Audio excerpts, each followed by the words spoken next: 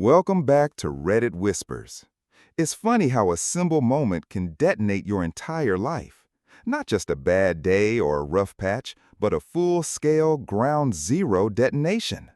One minute you're Mark, a 34-year-old high school history teacher, married to the love of your life, Sarah, who also happens to be an English teacher at the same school. You have a neat little house in a town where everyone knows your name, a golden retriever named Buddy, and a 5-year plan that involves 2 kids and a slightly bigger house with a tire swing in the backyard. The next minute you're still Mark, but you're also the guy whose wife, the respected, award-winning Mrs. Jensen, was sleeping with one of her 17-year-old students. And suddenly, the neat little house feels like a glass cage. The town where everyone knows your name becomes a gauntlet of whispers and stares. And the 5-year plan? The 5-year plan is just ash. It all started so mundanely, as these things often do. A shift in her behavior so subtle I almost missed it. Sarah had always been a dedicated teacher, the kind who spent her evenings and weekends grading papers and coming up with creative lesson plans. She was passionate, and I loved that about her. But this was different.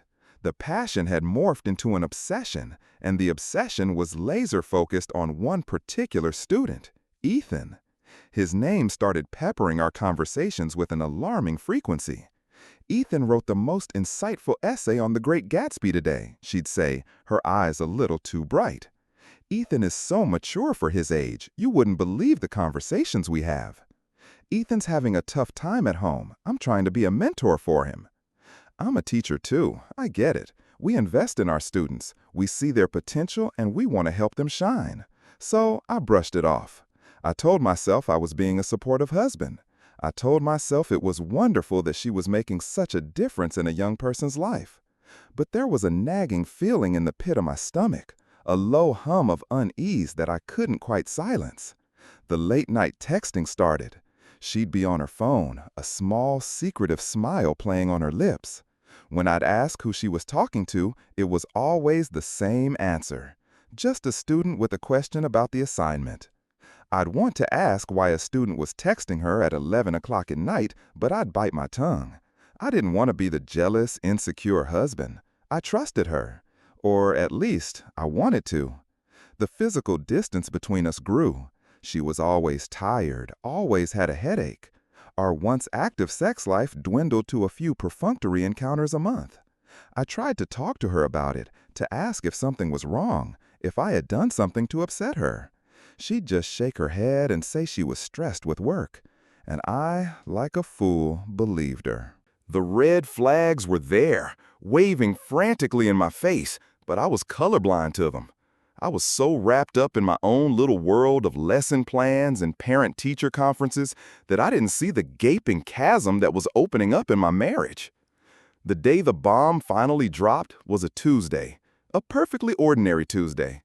I had a free period in the afternoon and decided to surprise Sarah with lunch.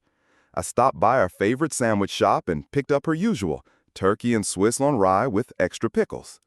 I walked into the school, the familiar sounds of locker slamming and teenagers laughing filling the air. I made my way to her classroom, a little bounce in my step.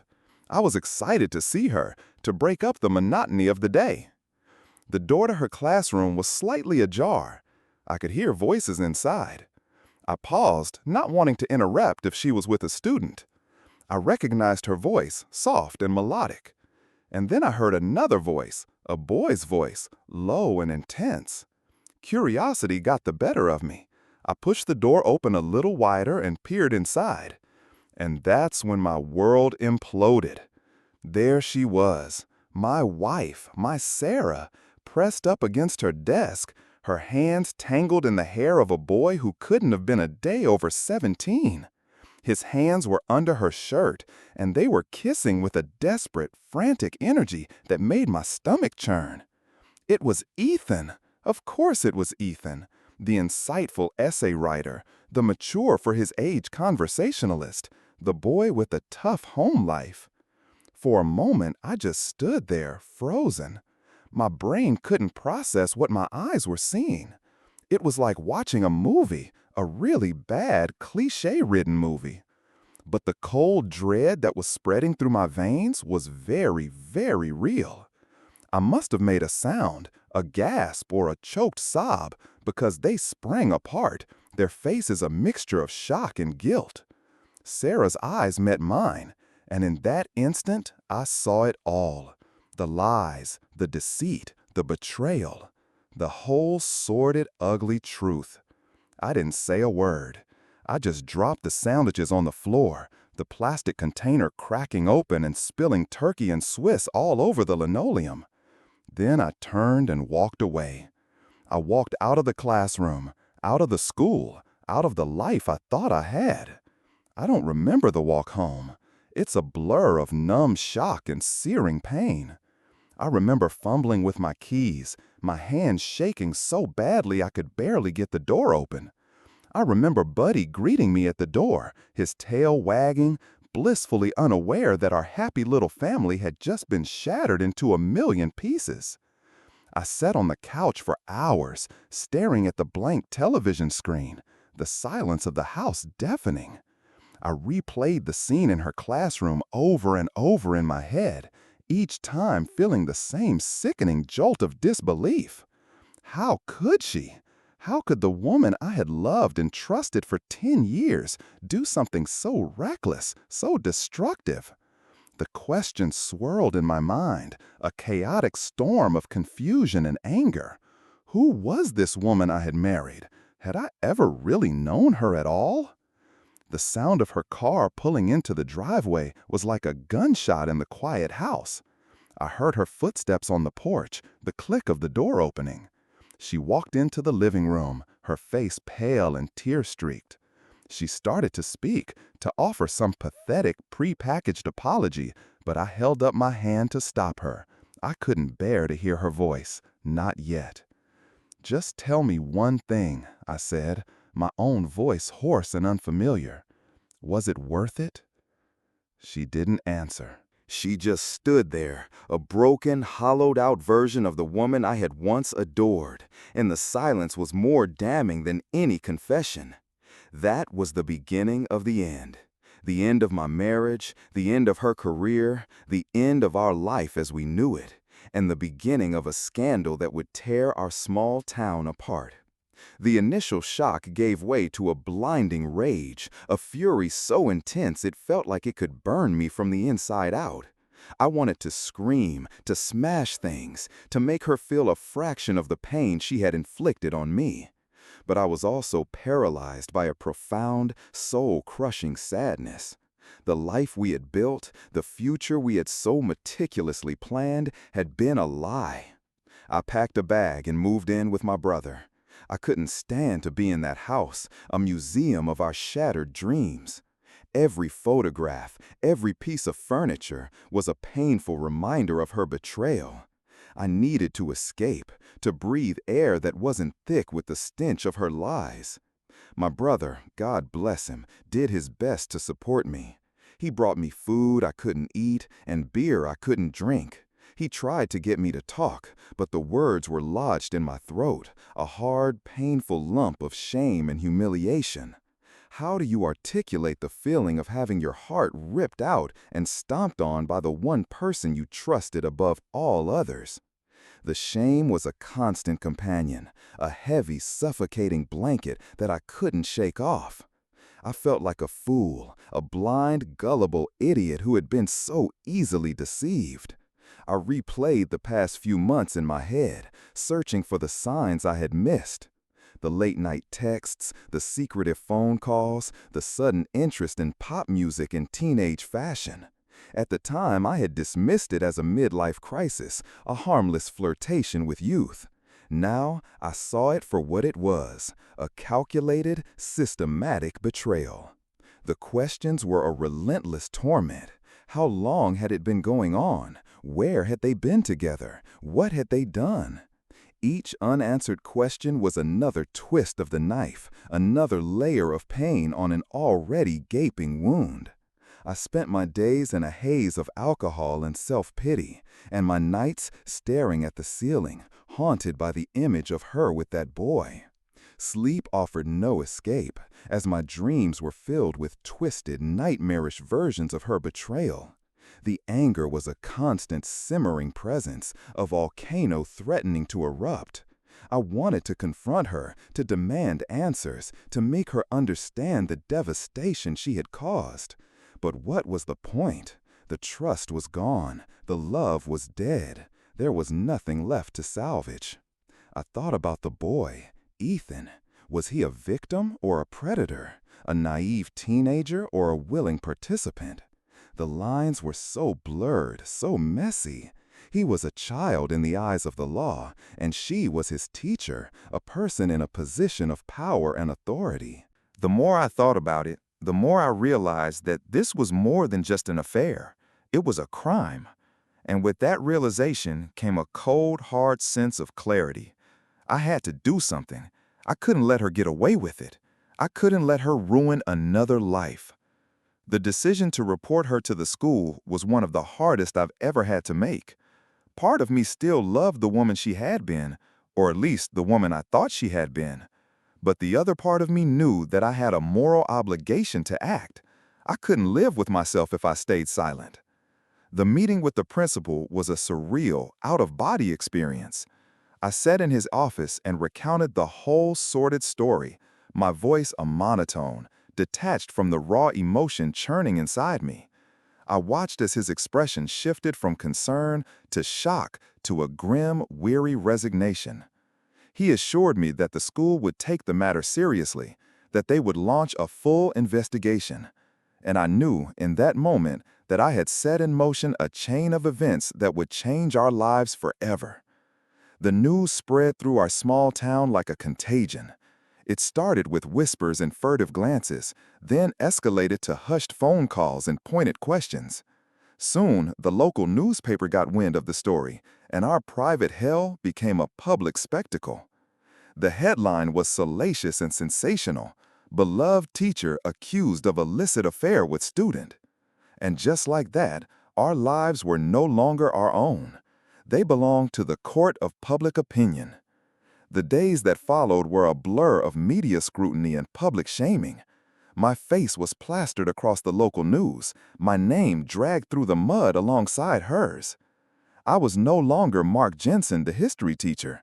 I was the cuckolded husband, the pitiful victim in a sordid tale of lust and betrayal. The shame was a physical weight, a crushing burden that made it hard to breathe. I couldn't go anywhere without feeling the sting of people's stares, the poison of their whispers. The school, once a place of purpose and passion, became a source of torment. I couldn't face my colleagues, my students. How could I stand in front of a classroom of teenagers and pretend that my life wasn't a train wreck? The legal proceedings began, a cold, impersonal process that dissected our lives with a surgical precision. Sarah was placed on administrative leave, and the police launched their own investigation. There were interviews, depositions, a never-ending series of questions that forced me to relive the most painful moments of my life. The media was a relentless, ravenous beast. Reporters camped out on my brother's lawn, their cameras and microphones a constant, invasive presence. They hounded me for a comment, for a soundbite, for a juicy morsel to feed their insatiable appetite for scandal. I became a prisoner in my own home, the curtains drawn, the phone unplugged. Sarah, in the public eye, became a monster, a predator who had preyed on an innocent boy.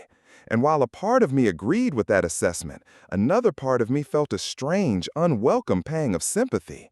This was still the woman I had once loved, the woman I had planned to spend the rest of my life with. Watching her be torn apart by the public, by the very community that had once adored her, was a surreal and painful experience. The affair had not only destroyed our marriage, it had also fractured our town. The school was in an uproar, parents demanding answers, students a mixture of shock, confusion, and morbid curiosity. The whole town was a tinderbox of gossip and speculation, and we were at the center of the inferno. I lost friends, people who I thought would stand by me, but who instead chose to distance themselves from the scandal. The isolation was a suffocating, all-consuming darkness. I felt like a pariah, an outcast in my own life. I began to question everything, my judgment, my ability to trust, my very sense of self. The trial was a media circus, a public spectacle that laid bare the most intimate and humiliating details of our lives. I was called to testify, to recount the story of my wife's betrayal for a courtroom packed with strangers. Standing on that witness stand, under the harsh glare of the fluorescent lights, I felt a profound sense of emptiness. This wasn't my life. This couldn't be my life. Sarah was a ghost of her former self, her face pale and drawn, her eyes vacant and lifeless. She was facing the very real possibility of prison time, her life in ruins. And yet, I felt nothing but a cold, hard indifference. The woman I had loved was gone, replaced by a stranger I no longer recognized. The boy, Ethan, was also called to testify. He was a confusing paradox, a mix of arrogance and vulnerability, a boy who had been both a victim and a willing participant in his own downfall.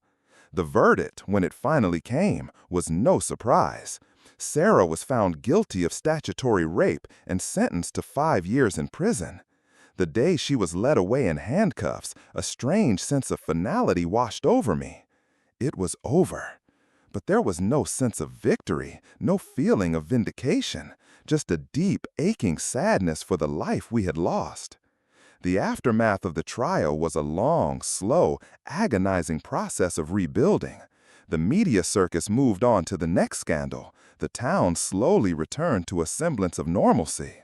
But for me, the world had been irrevocably altered. I tried to go back to my old life, to my job as a history teacher, but the school was a constant, painful reminder of what had happened. The whispers and the pitying glances were too much to bear. I resigned at the end of the school year, sold the house, and left the town I had once called home. I drove without a destination, a man on the run from his own life. The open road became my sanctuary, a place where I could be anonymous, a stranger in a sea of faces. I took odd jobs, anything to keep my mind occupied, to numb the pain.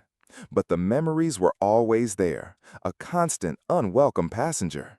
The anger and the grief slowly faded, replaced by a weary sense of acceptance. This was my life now, my story. The loneliness was a physical ache, a hollowing out of my soul. I had a few fleeting relationships, but I was unable to let anyone get close. The fear of being hurt again was a wall that I couldn't seem to break down. Years passed. I drifted from town to town, a man without an anchor, a ship without a harbor. And then, one day, in a small town in Oregon, I met Emily. She was a kind, gentle soul with a warm smile and eyes that seemed to see past the walls I had built around my heart. For the first time in a long time, I felt a flicker of hope. I told her everything, the whole ugly, sordid story. And she listened, without judgment, without pity. And in that moment, something inside me began to heal. Emily and I have been together for 5 years now. We have a small house by the sea, a garden full of flowers, and a life that is quiet and simple and real. The scars of my past are still there, but they no longer define me. They are a part of my story, a reminder of the darkness I have overcome. I heard that Sarah was released from prison a few years ago. I don't know where she is now, and I don't care to know. Her story is no longer a part of mine. I have a new story now, a story of love and hope and second chances. The road ahead won't be easy, but I know that I am not alone anymore. I have Emily by my side, and together we can face whatever comes our way. I am a survivor. I am a man who has been to hell and back and has come out on the other side, stronger and more resilient than before. And for the first time in a very long time, I am hopeful. You've heard my side. Now I want to hear yours. What's the most unforgettable truth you've ever uncovered about someone in your life? Share your story below, and remember to like and subscribe to Reddit Whispers.